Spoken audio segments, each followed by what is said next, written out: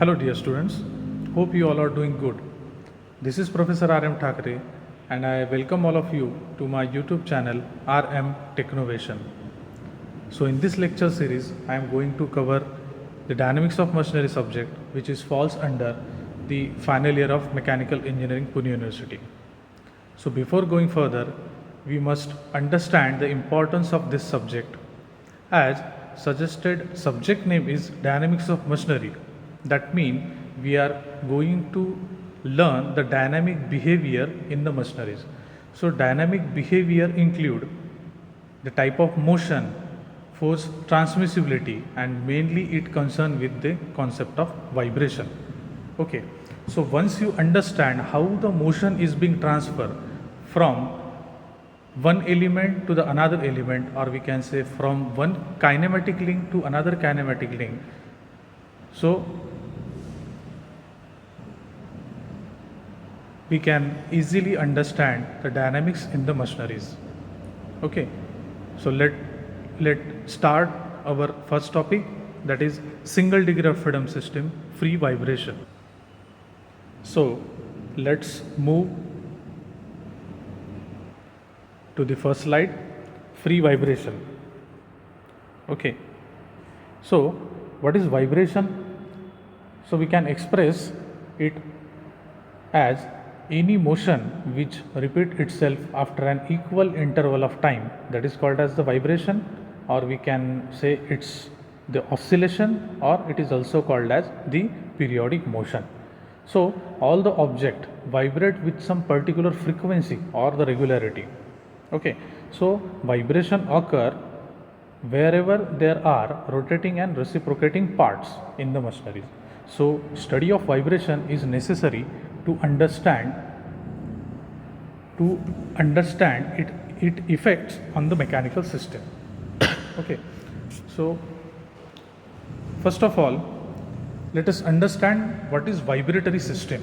Here you can see vibratory system. So for better understanding of this system, here we have taken an example of simple spring mass system. Okay, so consider a simple spring mass system as shown in figure. So in this system, mass M is attached to a spring having the stiffness K. Okay, so let the mass M release after giving its deflection X in rectilinear motion. In rectilinear motion means if we disturb this mass M in the downward direction. So let's see what will happen. So due to the spring, a restoring force or the resisting force, or we can say the stiffness force, will be act in the upward direction, and the magnitude of this force is stiffness multiplied by that distance from the mean position, right? So at this point, this mass have the finite velocity, hence it doesn't stop at the mean position, and this motion is keep repeating with respect to the time. Okay, in the third diagram you can see this mass M has fully compressed the spring in the upward direction. Okay, so as just we have discussed that the spring has a property of elasticity. Okay, so due to that property, the push force has been applied toward the mass, and again the magnitude of this push force is K multiplied by X. X means this distance, right? So the frequency with which the mass vibrate in the absence of any external excitation force is called as the natural frequency of this system. Okay, or we can say initially we have to disturb the system and release it to its natural state. So this phenomenon is called as the natural frequency of this system. Okay, so the system where only mass and spring properties of system are considered is called as undamped free vibration system. This is our topic, undamped free vibration system. Okay, so this is the second case. So this is the second case. Here you can see the simple spring mass system attached with one damper.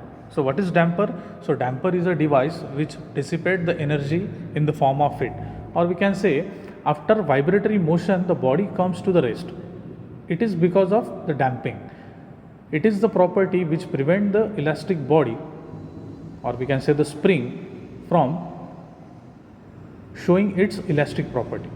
Okay, so sometimes to reduce the amplitude of vibration, a linear damper in the form of dashpot is also included in a system. So this is the damper which resists the motion of the vibrating body.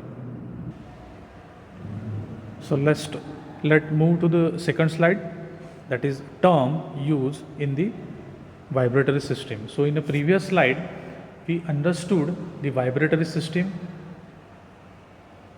Also we have taken an example of simple spring mass system and its behavior under the free vibration.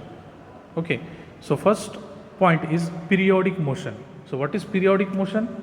So periodic motion is as same as the vibratory motion, and we can express it as any motion which repeats itself after an equal interval of time, that is called as the periodic motion or oscillation or the vibration. Okay, the next point is, so second point is time period, third is cycle, fourth one is a natural frequency, fifth one is a resonance, sixth one is a frequency, seventh one is the amplitude of vibration, eighth one is a damping, and ninth one is a damping coefficient. So these terminologies we will see in the next slide, so that you will get the clear understanding with some practical example. So next topic is simple harmonic motion. So most of the vibrating system possesses simple harmonic motion, and hence it is necessary to understand the concept. So it is the simplest form of periodic motion. For example, motion of oscillating pendulum. It seems like this, right? Then the mass vibrating on the spring linearly. So in previous slide just we have seen an example of simple spring mass system. So it possesses the simple harmonic motion, right? Okay, so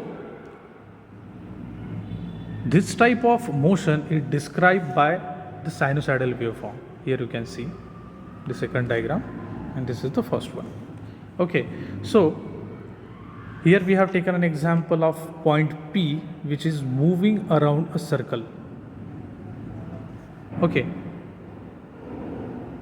so consider a point P which is moving around a circle with uniform angular velocity omega with respect to the time also.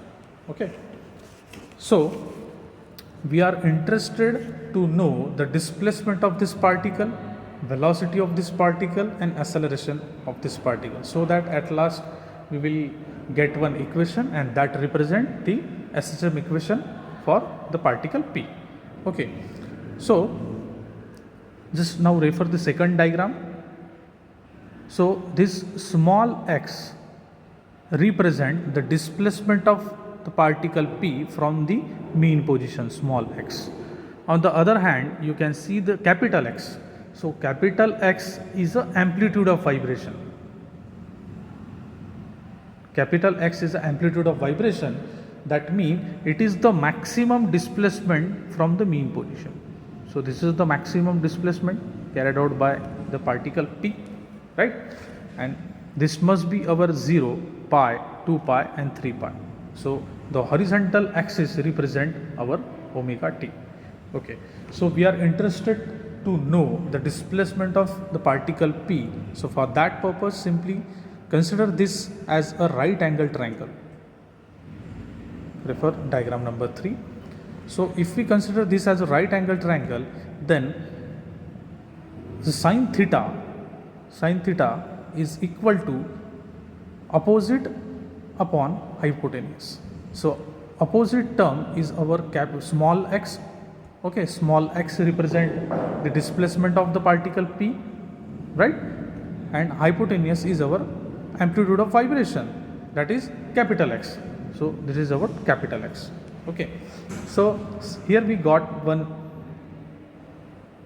relation between the small x and capital X. So sin theta is equal to small x divided by capital X. So rearrange this equation in the form of this.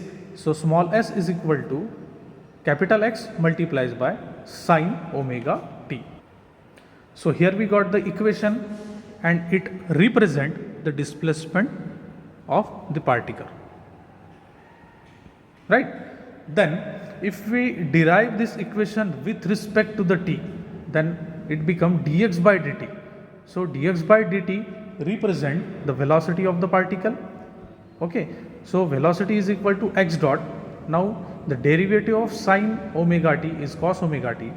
Okay, and omega is a constant term. So here we got one equation for the velocity, x omega cos omega t. So this equation represent the velocity of particle p. So in the next term, if we again derive the equation number 2 with respect to the t, then the equation will be d2x by dt square, that represent the acceleration, right? So acceleration is equal to x double dot is equal to derivative of cos omega t is minus sin omega t. Okay, x omega is a constant term, so final equation will be minus x omega square sin omega t.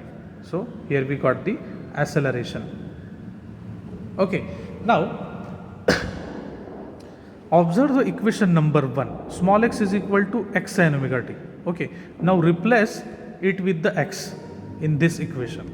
So at last we'll get x double dot is equal to minus x is equal to omega square. Okay, so final equation will be x double dot plus omega square multiplied by x is equal to 0. So this equation, the final equation, is called as the fundamental equation of SHM, or also it is called as the differential equation of SHM. Okay, so from this equation we conclude that if the body is vibrating with some frequency at its mean position, for example here we have taken an example of point P which is moving around a circle. So if the body is vibrating with some frequency from at its mean position, then the acceleration is directly proportional to the displacement. Here you can see x double dot is equal to minus x.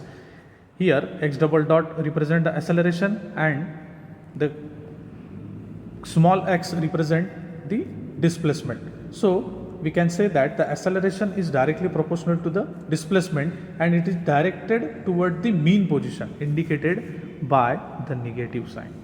Okay, so I hope you all have understood the concept of simple harmonic motion.